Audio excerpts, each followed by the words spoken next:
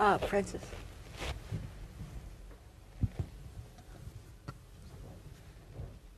Hey, Francis. Hi. Welcome back. Thank you. I'd like you to continue, if you would, for a moment as an economist by thanking you for raising the population issue and the demography issue in the Gulf. There's another very big country in the region that needs job creation too, Iraq. And I'm wondering if you could perhaps talk to us a bit about Kuwaiti first and maybe more general GCC appetite for investing in the new Iraq. And perhaps your political attitude towards what's happening up there right now. Well, thank you, Francis. I think that Iraq is really, the Iraqi economy, if you look at the sort of resources that is available to, that exists now in Iraq, and the endowment of natural resources, be it oil or water or fertile land, and if you look at the composition of the Iraqi population, small, highly educated, very industrialist, you have the equation of a truly successful state and a successful economy. What Iraq needs is some political a period of political the absence of political disturbances. I think that the recent election, we are seeing now again people contesting the results, but that's only natural in the progress of democracy. I think that we should applaud the Iraqi people for conducting their affairs in a very civil way. They are resorting to courts to resolve their disputes. Maybe that process will take a little bit of time, but at the end I'm absolutely certain that the Iraqis would be able to form a government that would reflect all components of the Iraqi national political spectrum.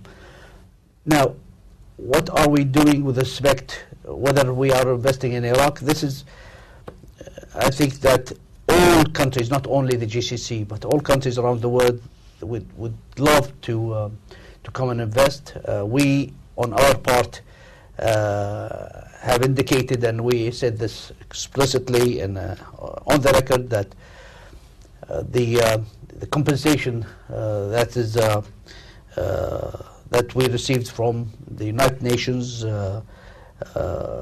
are willing to use this compensation to invest in Iraq and to plow it back in the infrastructure and the power plants. There are so many different opportunities available in Iraq. We even in discussion currently with the Iraqi government, along with the British and the Turkish governments, to develop the southern part of Iraq as a industrial zone. And I know that there has been a lot of private sector investments in Iraq, Kuwaiti private investors. I'm not sure about the other Gulf countries, but I'm sure that there are some investments. But this is, I think Iraq is when we talk about futures and opportunities, I think Iraq is the most prominent in terms of an environment that would produce a very handsome returns for any investors who would like to invest there. Question at the back.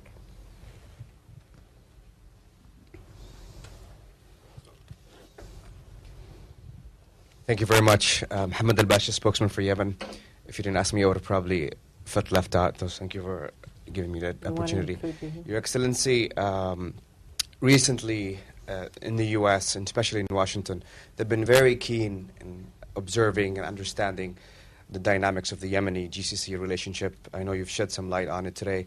I hope if you could expand more on the role of GCC in Yemen in light of recent events. Thank you. Thank you.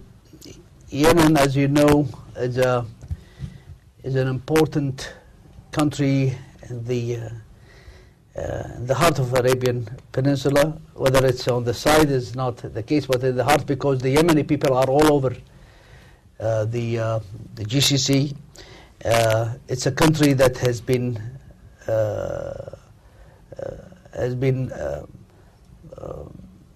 there are external interference in its internal affairs, incitement of part of their population, be it on a sectarian level or on a political, in terms of secessionist tendencies.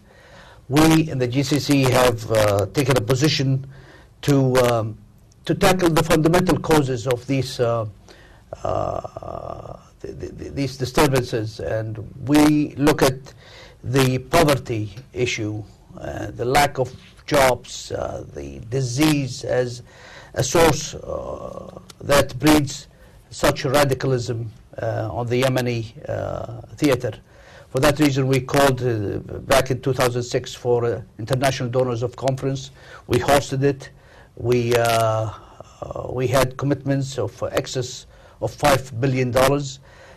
Again, we had a conference just 3 months ago in Saudi Arabia for Friends of Yemen, and we're going to have a meeting in Sana'a, as I indicated, as foreign ministers, to follow through the projects that we committed ourselves to.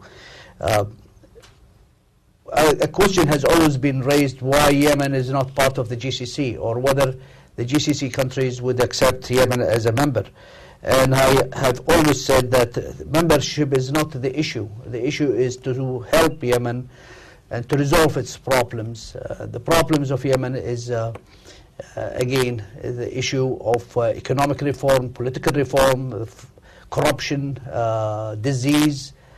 These are the issues that we would like to help the Yemeni government to tackle and to resolve. We only have time for a couple more questions of this hand. George has had his hand up for a while. Dr. Muhammad, welcome back.